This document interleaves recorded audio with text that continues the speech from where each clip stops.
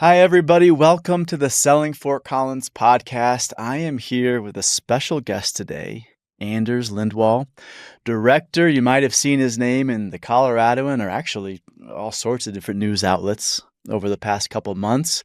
Just released a movie. We have a director here today. This movie came out. I went to see it with my wife. We loved it. Anders, welcome to the show. Thanks for having me. Excited to be here. Yeah, let's start by maybe introducing you to the listeners and having everyone get to know you a little bit, because it's not common that a director of a movie that is in theaters across the country is living in Fort Collins, is working in Fort Collins. So let's talk about how'd you get started? How'd you end up in Fort Collins? So tell the people a little bit about yourself. Yeah, so I, like a lot of people, I guess I didn't grow up in Colorado that now live here. So I grew up in northern Michigan, like a real rural, the Upper Peninsula. It's called the UP. Like 3,000 person town. Wanted to be a pro skier, so that's maybe gives you a little indication of why I'm here, sort of in the background. But I got into film because I wanted to make ski videos for myself to try to get sponsorships and be pro. And had a high school teacher who's had the foresight to ask me, what else are you going to do after your ski career is over at 22? And I said, hadn't really thought about that. And he said, you're really good at film. Maybe you should think about doing that. So he helped me figure out some scholarship stuff and just like really, I had a ton of energy and a ton of just excitement for whatever I was doing. And he just kind of helped me funnel it at filmmaking. And, I kind of joke I was like a loaded gun, and he just like pointed me in that direction and away we went. So went to school in LA and then started, out there. That's when it clicked, where I was like, okay, I think I can do this. And when was this? What year? 2005-ish. Okay.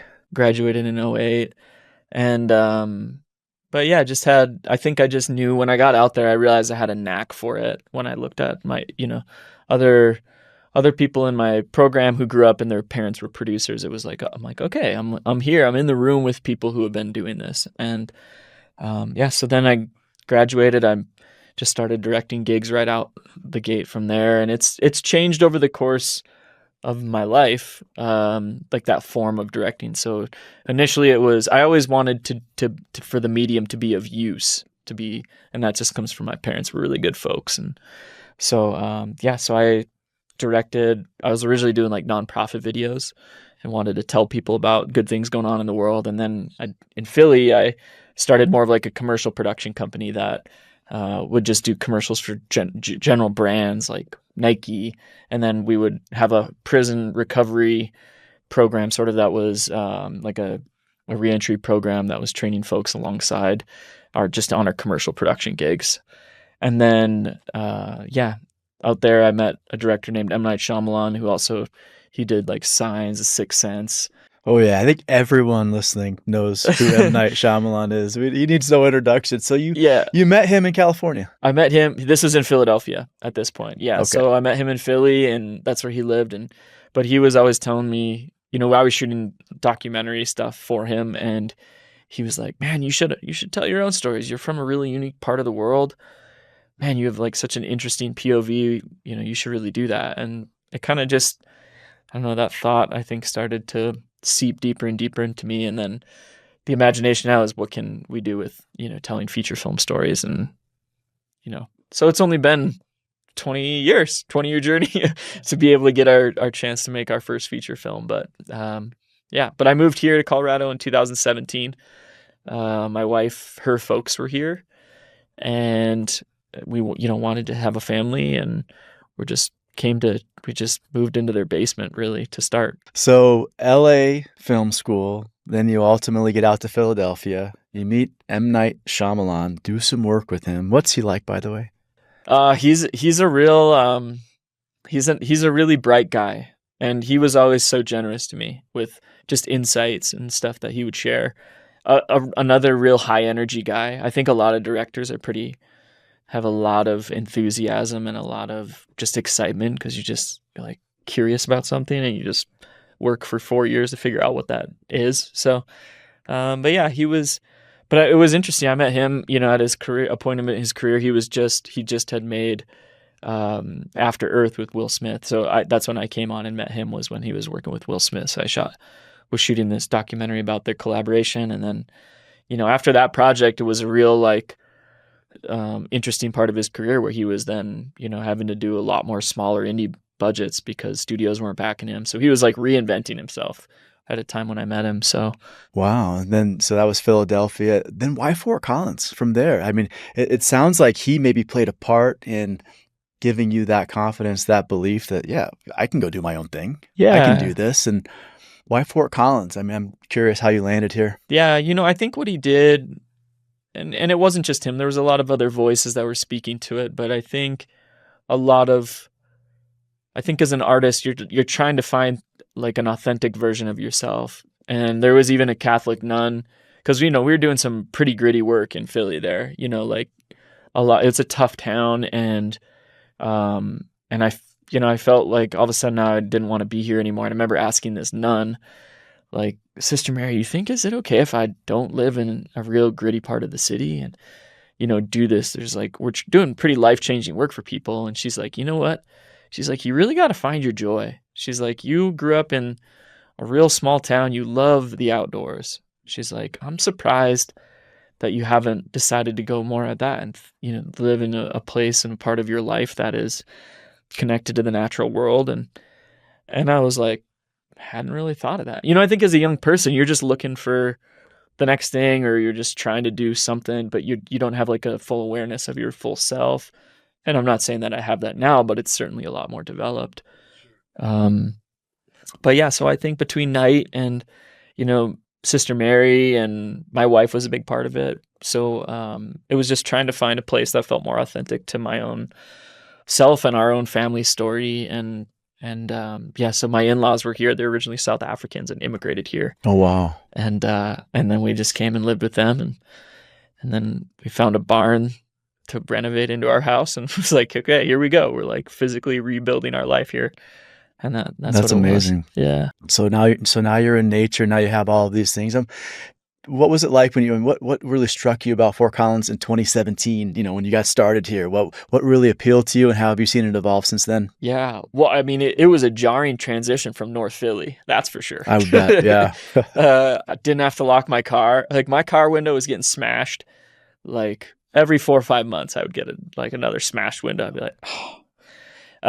So, it was really nice. There was a certain part of it that like felt a little Pleasantville-y at first to me, where I was like, okay, am I like giving up being in touch with the world here? Am I just living my own happy little life here? And that changed quickly. Like, I think that was just on the surface, just like an initial reaction coming from Philly. So, but I loved, our house that we bought. It's right down by the Pooter Trail and Lee Martinez Park there. And it was just so nice. Like all of a sudden I was able to, I'd be fishing a few times a month and up on the trail a bunch. And, I was like thought about hunting again, which was a huge part of my upbringing. And so I think it was just like I think the other part of it was we really met a lot of sweet people right away.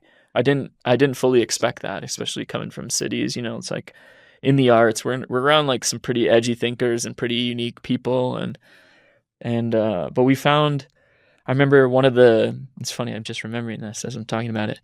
We got invited to this thing called a Words Night by one of our friends, and I was like, okay, I'll go check it out. It's like a poetry night, and it was like this group of people, it's probably 15, 20 people, and everybody was sharing what they were writing. And it was brilliant stuff. And I totally it caught me off guard. I was like, this is some of the best writing I've been around. And here I am like coming from Philly, New York, and, school in LA, and just around really brilliant minds that are, some of these people, this is just not their day job, but they're just writing on the side. And that as an artist, I got pretty excited about. Yeah. There's maybe a component here that you didn't see at first, but you found it. I think a lot of people say that they kind of, you find your people. There's so many different kind of groups here. And I think particularly in the arts and writing and the creative world, you're a member of a creative group now that meets regularly. And I mean, it's here, right? It's here maybe a lot more than somebody who's new to town would think. Yeah, 100%. And it's definitely changed even since 2017. There's a lot more Like even one of our friends, they just moved from New York and got, they're now professors here in the arts departments, and just like really amazing artists. And so I think that's changed, but it's an interesting, like, it's some of my friends who grew up in Colorado that didn't go to school in, like major metropolitan areas. Their skill sets are equally brilliant, but they just haven't had like the commercial exposure, or I don't know if that's the right word, but like maybe the professional exposure, however that is. But it's because they also just enjoy doing other things. Like one of my friends, she's one of the best writers I've ever met in my life, but she's an ultra marathon runner, and or trail runner. So she's like running 100 miles and then writes on the side, But it's just the different priorities that they have, and that I've really come to enjoy as a balance too. I always joke that some of my Los Angeles friends are always like, "Man, I can never get a hold of you. You're always out doing something outside." And then my Colorado friends are always like, "Dude, you work too much. You need to get out." So it's like that balance of the work-life balance that I like to hopefully try to find here a little bit. Yeah, well, I think, it's fascinating too that this area where you live, kind of out by the trail, and Lee Martinez, it's nature, and then, 5 minutes away, you can be where we were. What was that, last week when I saw you at the after party after your movie, and it's the Neighbor, the new coffee shop, wine bar, and it feels like we're in like downtown New York City. And yeah, I think you're kind of seeing this sort of like urban kind of, thing sort of happen in the city, in Fort Collins, more than we saw even probably 2017. This has really picked up a lot of speed here. And I think it's just fascinating, that kind of that dichotomy. And it was really a place where people, like you mentioned, the one who wants to run 100 miles on the trails, like that was kind of the place, for them. But we are seeing more of this kind of, urban thing happen here, right adjacent to it. So I'm excited to see that develop. And I think the fact that someone like you lives here and is part of this creative group that's meeting every week and has this friend group, and there's just more, seemingly kind of more of an arts environment here than ever before. And that's part of the reason I wanted you to be on this show today, because people have to hear your story and we have to get into it. Like this was a 5-year journey for you. This was something that I'm sure a lot of people dream about, a kind of maybe sort of going to do it someday. And then you just did it. You jumped in and you did it in a really, really big way. So tell us how you got the idea for the movie Green and Gold. Tell people kind of, a little bit about what the movie is, and then we'll go from there. Yeah. So, we had been pitching, I say we, it's my brother and myself. We'd been pitching ideas for a while on different angles of feature films, and it's hard because they're high risk investments. It's like they're expensive, high risk investments, kind of like horse racing. Somebody who wants to get into that, it's like that kind of thing.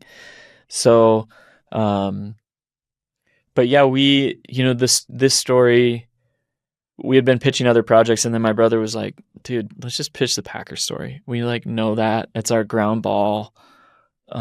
It's so close to home because our grandfather was a dairy farmer in Wisconsin. So we grew up around, we had, a big chunk of land there that, no, I said in Wisconsin, it's the Upper Peninsula. It's right on the Wisconsin border. But we just always, grew up around a lot of folks who were in the ag community. We had cousins in FFA, and it felt like a time in the world where it's like, man, the world could use like a good, just like simple little sweet, wholesome story. And so it's really just a story of an old dairy farmer in Wisconsin trying to save his family farm from going under. And his granddaughter, who's a musician, she's living in the kind of the hayloft of the barn, convinces him to make this bet with the banker to extend the life of the loan if the Packers win the Super Bowl.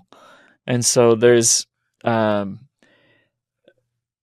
think, yeah, it really just follows that arc of, it's, the Super Bowl thing plays into it, but it's really a story of like a grandfather, granddaughter, story of like modernism versus kind of archaic ways of doing things, that kind of conversation. And, but yeah, we got the Packers on board as a partner, and we got Culver's, who's like a major food chain, on board as a partner. And the thing just went kaboom. Yeah. I mean, the storyline, it brought me back to you kind of weave in the footage from like the Packers games like during Yeah, the season is everyone is kind of on the edge of their seat like no I can't remember. I'm like, did they win the Super Bowl this I just it was all new to me, but it was also highlights I remembered seeing, Brett Favre touchdown passes to Sterling Sharp, totally. and how you kind of wove that into the movie was awesome. So I mean, you had this idea, like this just hit you one day. Yeah, I mean, it hit us. It probably, we always talk about artistic projects as being kind of like seeds that you plant in the ground. Like you'll get, there's something that's like germinated, and then some of them just like grow right away, right? And then other ones, they grow a little bit and then they kind of stagnate out, die, and then others never go anywhere at all. And so this one, I don't remember when this really, like the early germination, it was probably around 2018, I bet, not long after we got here. And then by the time it really, like we started developing it, that was probably like 2019, got our investor at the end of 2019, 2020. And that's when I went to my friend who's here. He's a realtor. And I went out to his house one night and I was like, dude, I got this 70 scenes. You're the most voracious reader I know. Can you help me write this if I book you a hotel? So I booked him like 3 nights at Armstrong and booked him 3 nights there. And then he just bashed out a first draft. And that's when we started going. So yeah, we wrote then for the next year and a half and then shot in 2021. So you got an investor on board, and then you had to kind of write and kind of put this thing together. We had like the concept pretty well fleshed out, and then once we got cash, then it was like, okay, now we can start, like this thing actually might turn into something. And so the next big step was when we got Craig T. Nelson, our lead actor. When we got the script in front of him, he read it. That was another like kaboom. Like, okay, this is a legit guy who's now really interested in this project. Tell us about that. For those listening, Craig T. Nelson, if you watched Coach growing up like I did, a lot of other movies. It's funny when I have been mentioning this movie to friends and other people, you say Craig T. Nelson, they immediately say Coach. Everybody, even though he's been in so many things, but he was incredible in Coach, incredible in so many. I mean, this is a big time actor, somebody who we all know right away when we see him. We hear his voice, you know who he is. You don't even need to see him. How did that happen?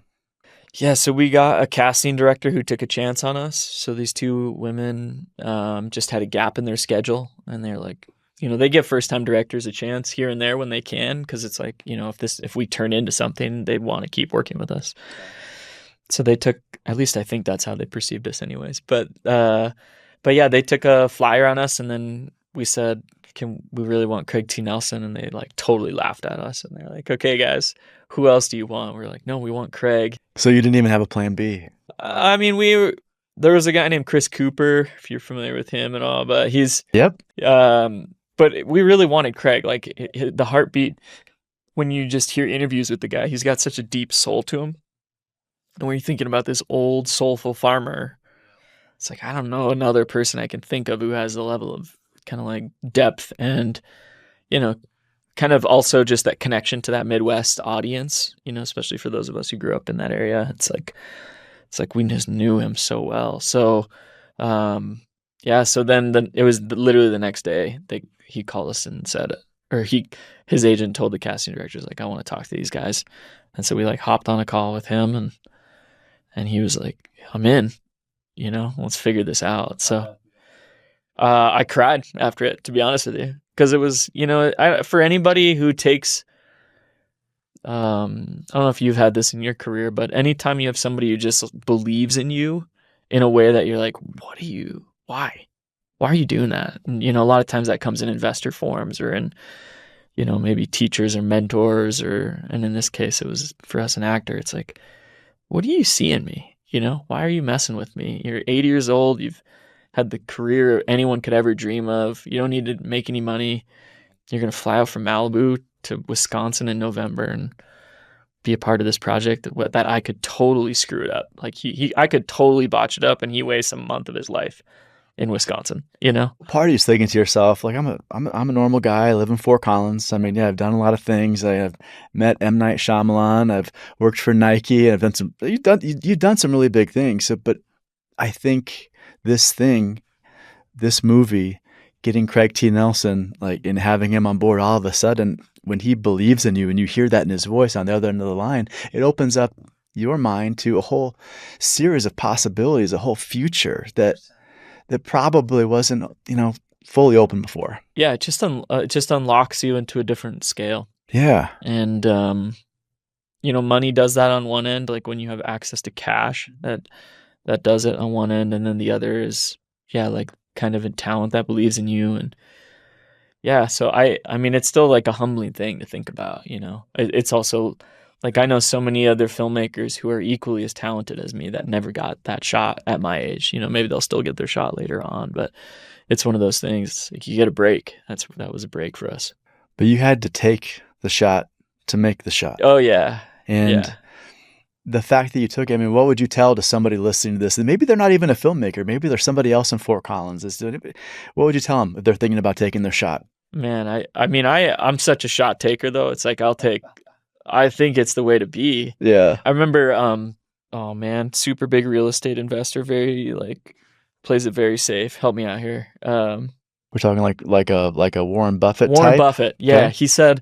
He said this quote. He was asked what were your biggest mistakes in life? And he goes, what were your worst things that you did? And he goes, the worst things I ever did were the things I never did.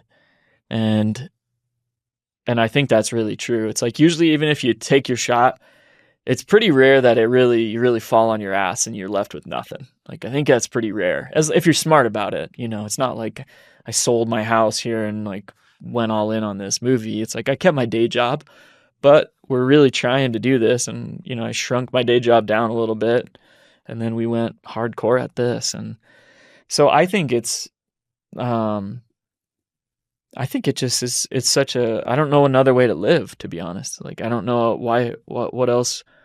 It's been such a beautiful adventure of it, even the worst parts of it, even if the thing flopped, you just learn so much from those things that I see almost no downside to taking these shots. That's how I think about it. At least you did it. At least you did it. At least you did the thing that so many other people were scared to do. Yeah. And we had the opportunity, and I think we also, I'm suited for it, that's something I've recognized is my personality is suited for it. My skill sets are suited for it. For whatever reason, I didn't make those. Those were just, from my perspective, God-given things, and I'm just good at it. And I worked my ass off for about 20 years at it. So, without question, I think, and if M. Night Shyamalan believes in you, if Craig T. Nelson believes in you, at some point you're really, your confidence is building well. And it didn't just stop with Craig T. Nelson. I think one thing people need to know when they go to see this movie is, he's amazing. He's all the things you think he would be and more in this movie. I mean, those scenes with him and his tidy whities doing his stretches in the morning. I mean, anybody that grew up in the Midwest with a grandfather, it's just, it's really, you nailed it. It's those are special scenes. The younger people you got in the movie, I guess his granddaughter, the singer who were, I mean, these are people who, I mean, just absolutely crushed it too. And so, how were you able to land there? How were you able to bring the rest of the cast together? Yeah. So, you start with Craig, you start with your main actor, and then you kind of work your way down. So then we went to Jenny, who's played by Madison Lawlor, and she was pretty, right out of the gates, pretty obvious to us, noticeably better than, I mean, we're seeing really auditions of other people that I see in films around, and I was like, man, Madison's really good. She's so subtle, has this warm optimism, but also just a tough farm girl vibe to me too. So, and then the other Brandon Sklenar, who you're talking about, so he was a known, I say him a no-namer. He had been in a few things, but when we found him, I mean, right from our film, he went to Yellowstone series 1923, then to the movie It Ends With Us, which is obviously saturated in controversy right now, but not affiliated to him at all. But he was of the one of the leads in that, and so that was one of those things, you just pick a good pony, But yeah, you sure picked a good one. Yeah, we picked a great pony. That was as good as we'll do, I think. But I don't know, you're still young. Yeah, that's true. Maybe we'll have some other. Yeah, but Yeah, but it's just casting's so fun. That's I think one of the more fun parts of the job. And Knight always said that. He's like, it's probably 95% of my job is casting. You have the script, and now it's like who you pick, that is what the thing is. You can't change it too much. And I think he's right. Yeah. I mean, you have the script, you have the investment, you get all these people. I mean, so much excitement, so much time, so much energy, so much work. But it's almost like the work hadn't even started yet. Yeah. Because then you get out to Wisconsin. Yeah. And you rent this old house. Like, what I understand, there wasn't heat. Yeah, it was abandoned house. It was abandoned house. It's the Midwest in like the late fall. Not like usually like warm temperatures. They can get super cold. And this is a process. I mean, so tell us about that a little bit. I mean, what was like when you're there? I mean, was it a grind? I would imagine. Yeah. Total grind. I remember after day one, like coming home and being like, to my wife, being like, I don't think I can do this.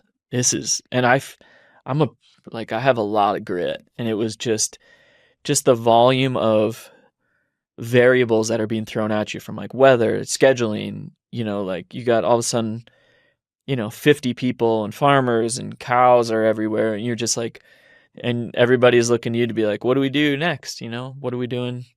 And our days were scheduled, I think, in 10-minute increments. Every part of the day was in like 10 minutes. Like you do this, and you do that for 20 days. So I think for the outside world, people who've never experienced filmmaking, it's like you don't understand the scale and pace at which everything is flying around. It's so volatile. And yeah, but we found our groove, it's not like, I shouldn't say we found our groove. We got through it, I think is how it was, like we didn't have any real terrible problems. There wasn't this point where it felt super easy. It never felt easy. I don't think any part of this process has felt really easy. I think it's always been, it goes in these waves of like, and then it like slows for a bit and then just, the whole thing, even all the way through distribution.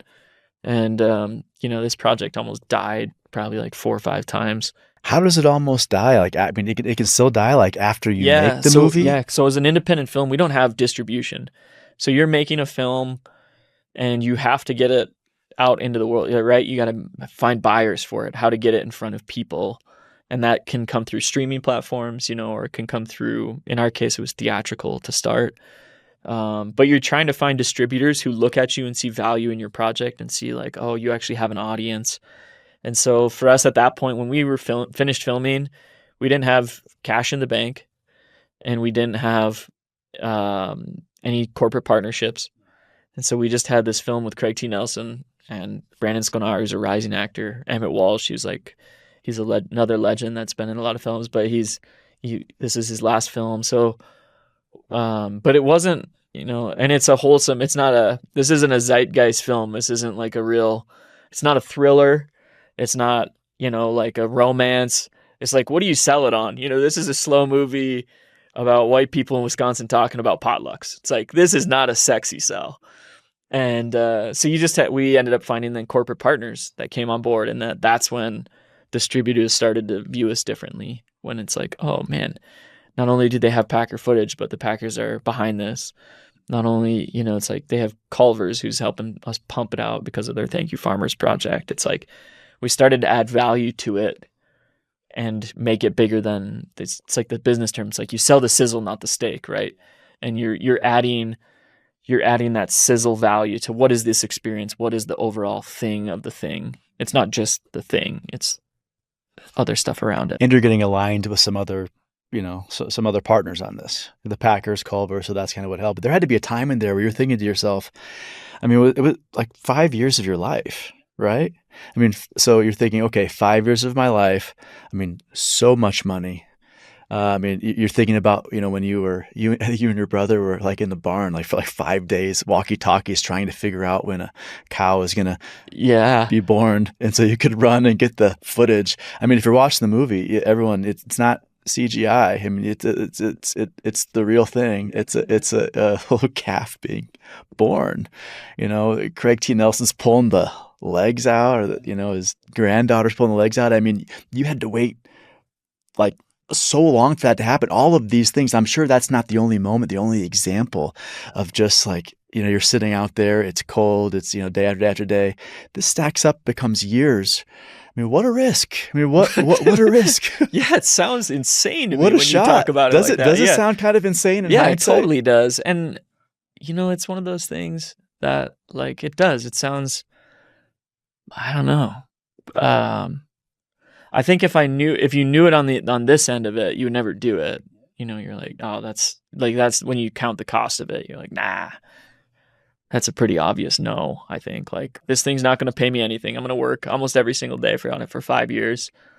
The emotional ups and downs of it, like, yeah, I don't know if it's not worth it in that regard, but it's worth it in the sense of where you feel, and this is maybe like, I don't know if it's a spiritual thing, but you feel compelled to do something. You feel like pulled into it, and you have this obligation or opportunity to follow it and to lean into it. And when I think about it now, it's like, what a special thing to be a part of, like so few people get the opportunity to, like we did this red carpet event in Lambeau Field where I drove my uncle's, like our farm truck from my uncle's, like through Lambeau Field. And then the president of the Packers was there. Craig T. Nelson flew in for this event. And we had there was, 15 press people. There was influencers there. And I was like, we just made this thing up. This is something we just dreamed up and just worked our tails at, off for years at. And now here it is. What a cool thing, But I think even if it had totally flopped, I think I would still feel satisfied by the muse of chasing this thing that you feel is presented to you. And, it's like, what else are you doing in life? Just hitting golf balls around? I'm a golfer, but it's like, we're given the opportunity to put meaning and beautiful things into the world.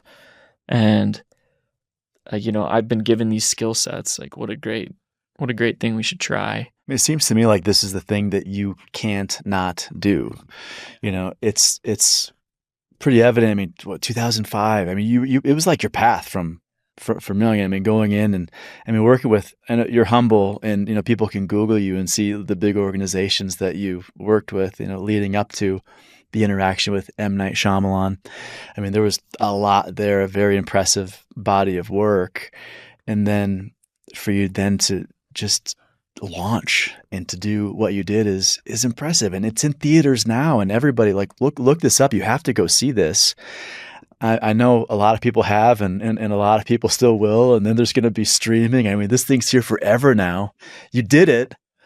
I mean, obviously it feels good. Maybe it feels, a little bit like a relief, but I like what you said. Hey, I did it. Even if it would have flopped, it's there. But tell people how they can connect with this, where they can find this movie, where they can go see it. Yeah, so you can see it. I mean, right now it's in theaters probably for another couple days, mostly across the country. But in the Midwest, I think they're re-upping for another week. So it's like week to week with theaters, whether or not you get re-upped, depending on the response they're seeing. So, but yeah, and then we're negotiating streaming deals right now. So that's, those deals are based on how you perform theatrically in our path.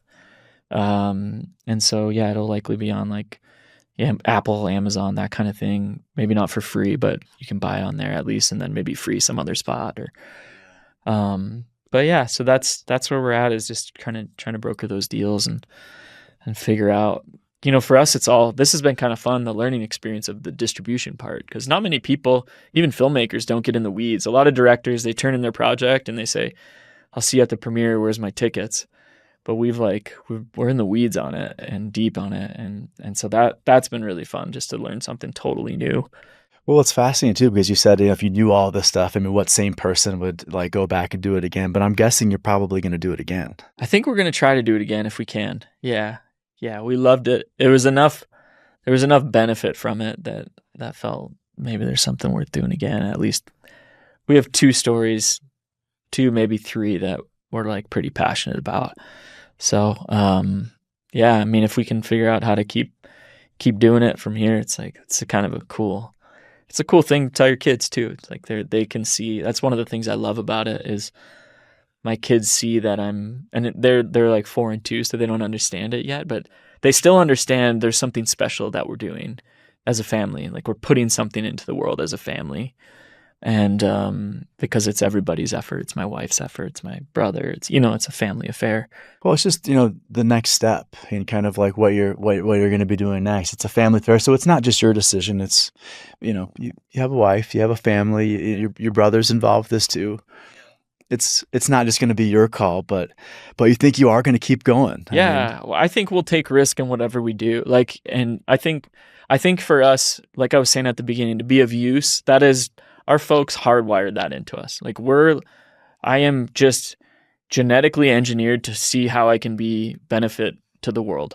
It's just how I am. I don't know why. It's just the cards I was dealt. So I think whether it's film or whether it's, we've talked about, building more like experiential, like real estate development idea. It's like whatever it is, like we're trying to do that and making the world, like adding this, what we call like a goodness to it or a beautifulness to the world wherever we can. And so I think if we get the chance to do another movie, like what a cool thing. So yeah. Well, that'll be exciting. I'll look forward to the next one. I love this one. You've traveled a lot. You've seen a lot. You lived in LA, you lived in Philly, but I know you've traveled a lot of other places too, and you also have a creative mind.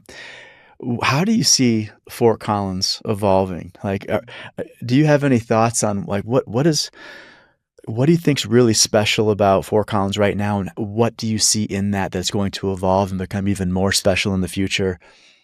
Long question, but then is this a place where we're going to see movies being filmed? Is this kind of like a future Austin, Texas? Yeah, that's a good question. I mean, that question. I don't know if it's a future Austin, Texas. It might be. Like, I think it's too hard. That gets beyond me. Like, that's in the bigger realms of tax incentives and a lot of big business parts of it. Yeah, I mean, I throw that out there. I see the parallels between, like, you have the state university, you have the healthcare system, you have the tech sector, and now you have this. I think what happened in Austin when this was many years ago now, but on top of all those things, this creative arts, music scene started gaining all of this traction. Totally.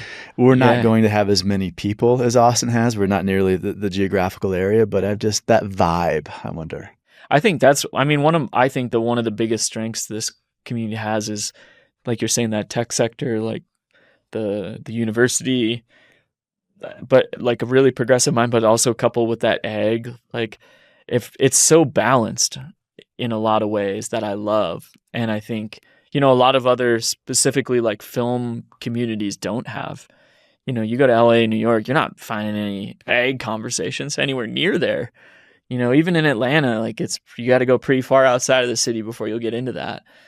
And so I think that's one of the most special parts of it is its balance. And I think from my mind, I hope that Fort Collins could evolve in a way where it's like pulling, like really brilliant minds from the outside that are bringing, arts and tech, but also just from more like that country rural side. And that's like my upbringing, like that wildness component, the free component of it, being able to be, you're right here on the edge, like up here into Wyoming and like straight west to Steamboat. It's like, there's nothing and it's amazing. And I love that about it. I love that access. Like I want my kids ripping around on dirt bikes as long as possible. But at the same point, then also being able to go to like a writer's gathering. And if I could find that balance where there's like really sophisticated arts with this like really vibrant outdoor free adventure thing, like that's to me is a sweet spot, I think. Yeah, and maybe just a touch of urban. Exactly. Like there's a touch of urban, like going out on a fun date night with your wife and being totally. like it feels a little bit like the city. Like a nice place to eat. Yeah, 100%. Yeah. 100%. So what do you like to do for fun? Like just on that note, I mean, what are you doing? Hey, you have this huge project that is, you've got more in your future, but this is at least, kind of behind you for now. I know there's still more work to do. You're negotiating the streaming deals and all that stuff, but you have a free day. What are you doing in Fort Collins? Right now, it's a lot of time with kids, know, like that's like taking my kids out for some fun kind of thing in the river, or we spend a lot of time down by the river. That's the first thing that came to mind. So I love taking my kids down there. We'll go for a dip and swim. my fishing is, I think, will come back at some point here. We're still like coming out of the dip of young kids. So skiing's coming back, fishing's coming back, hunting's coming back. I really want to buy a horse again. I had a horse as a kid. I really want to get back into like livestock and that kind of stuff. So, but yeah, I mean, right now we just spend a lot of time with doing kid stuff, and yeah, I'm trying to think. It's your life gets pretty small with kids, I think, if you're a good parent anyways. and so I don't say small in a bad way, but in like a really, you're just like doing slightly different things than you previously had done. Oh, for sure. Until they come back. But what are your spots in Old Town? You live close to the kind of Old Town core there. So where are you going for coffee? Where are you going for lunch? Where are you going for dinner? Great. Yeah. So we go, like I've got a pretty good rotation between like Wolverine, Breadfellow, the Neighbor for like my coffee, morning coffee. I love breakfast at Snooze. I love a Snooze breakfast. And then dinner, we like Little a lot. That's our spot. Is it? Yeah. It's so good. For date nights. It's like that's what I mean by like you feel like you're in the city. Yeah, that's a transport to a different universe there. No, I'll share the hack with you. I think I mentioned this in a recent episode too, but when you're on your next date night with your wife, and maybe someone from Little is going to hear this and stop doing this, but I'm truthfully at a loss to decide which red wine is best. So this is coming from an authentic place. I share that with them. They will, if you tell them that, they will bring out 6 samples, and 6, not 2 or 3, but 6 samples, and you can choose from drink all the samples and decide which one you like for your entire glass of wine, but just something for your next trip. There we go. I'm going to take that. That's a great hack. The other spot we go a lot is Clothes Pony in Old Town. Like, because we have kids, but that place is such a treasure. Yeah, it is. This town. How many locally owned toy stores are out there in downtowns across the country these days? Yeah, and they host so many fun things for kids, and then the other soft spot I have is Topo. Like, I love Topos here. Yeah. I'm like obsessed with their stuff. Jed was our last guest on the show. Yeah, his episode came out last week. Man. So just an awesome local entrepreneur. Kind of, you guys remind me of each other. Actually, one thing you should take from his playbook that I did, he talked about this, was you like to get out with your kids, go to the river, do this thing. So you go 40 minutes up north to Red Feather.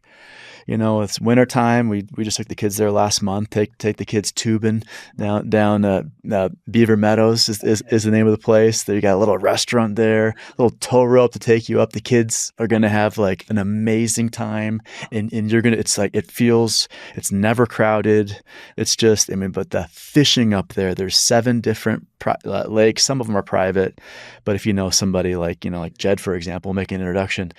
Like Jed's thing is fishing, so I'll introduce you guys, and maybe he can show you the fishing up there, and when your kids get a little older, or maybe they're almost ready. Yeah, heck yeah, man, that sounds great. Oh, I love that. That area is that's a real treasure up there too. Yeah, I love it. I love it.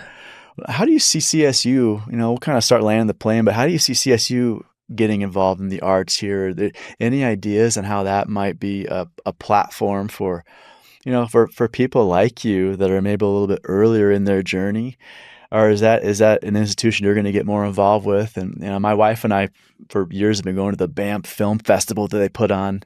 In the winter there, they bring in small independent films from all over the world, and that people just get together in the auditorium and watch them. So that's one neat thing that they do. I know they do a bunch more, but how do you see that playing a part in the scene here? I think I think they're already starting to do it. Like, even I mentioned those two friends of mine who are professors from New York that moved here. Yeah, it's fascinating. Like, they're pulling the industry, specifically arts, is so social connection based. Like, it just is.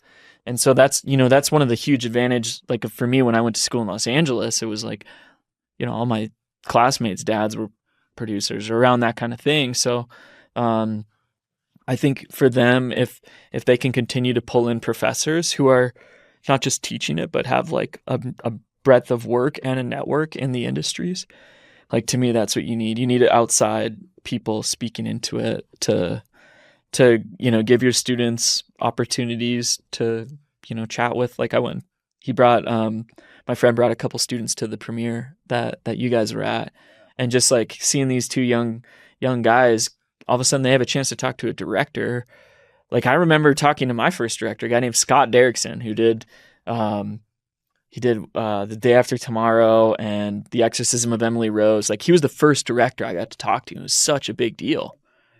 And I mean, in my experience, I've only had a handful to talk to maybe 3 directors.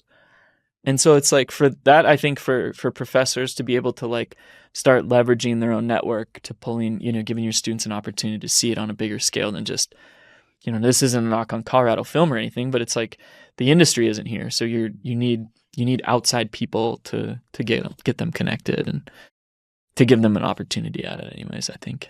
Well, it sounds like maybe they're on that path. I think so. I mean, these people from New York could have gone anywhere. Yeah. Right? Yeah. No, they moved here because they wanted to be, he had some family kind of in the area and they wanted a different balance. So. No, I love that.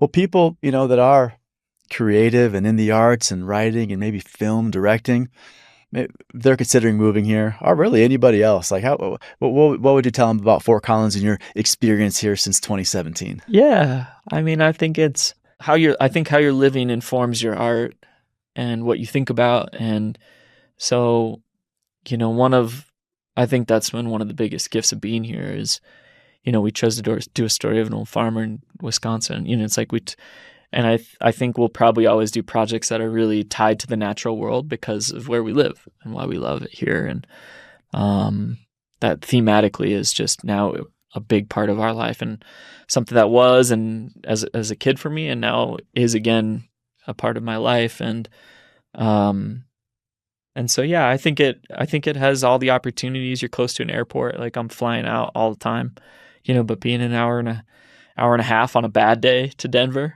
to DIA, it's like not bad. And so I commute pretty easily between here and the West Coast. And so it's a good fit. I think for us, it's like trying to find both a foot in the arts, but also have a balance with family and, being able to immerse yourself in other things than just that. Yeah. And the nature.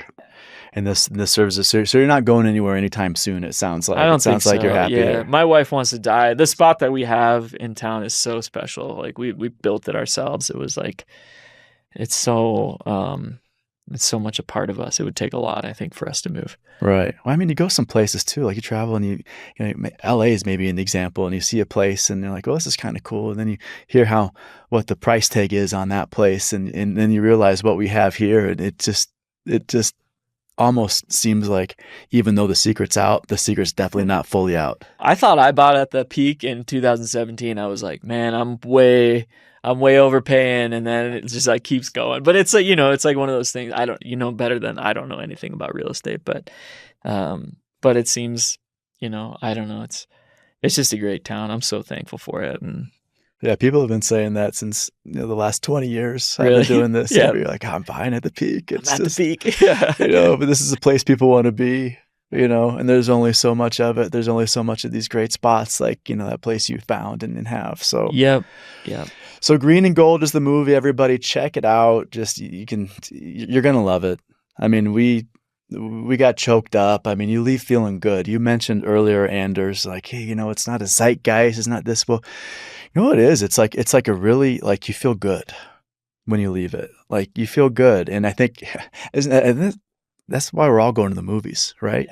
To feel something. And if you can leave really feeling good, if you can leave just, wanting to get into nature a little bit, if you can leave maybe thinking about some of your, your parents or grandparents, some of your history, some of your family story, that's a pretty special thing. That movie accomplishes all of that. It certainly did for us. I know it did for a lot of other people as well that I spoke with at the after party. It made an impact. It's making an impact. And, I know a lot of people are going to see it in the theater also still on streaming once you get that all negotiated so people can search Green and Gold. But if they want to follow you, if they want to stay connected to you, hear what you're doing next, where can they go? How do they do that?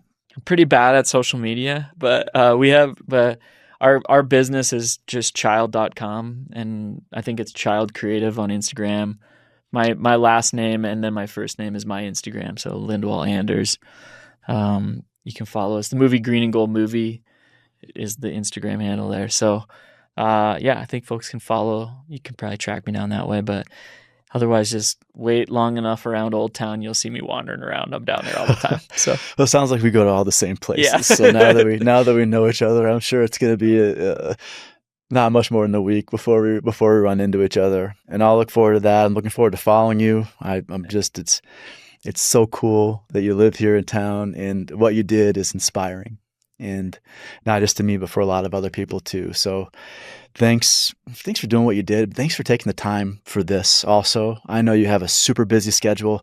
A lot of people want your time, and the fact that you just carved out so we could sit down, this means a lot. Hey, it's such a pleasure. And it's fun to talk about our town. Like this is my place. So thanks for doing what you're doing here. Right on. Cheers, Anders. All right. Thanks.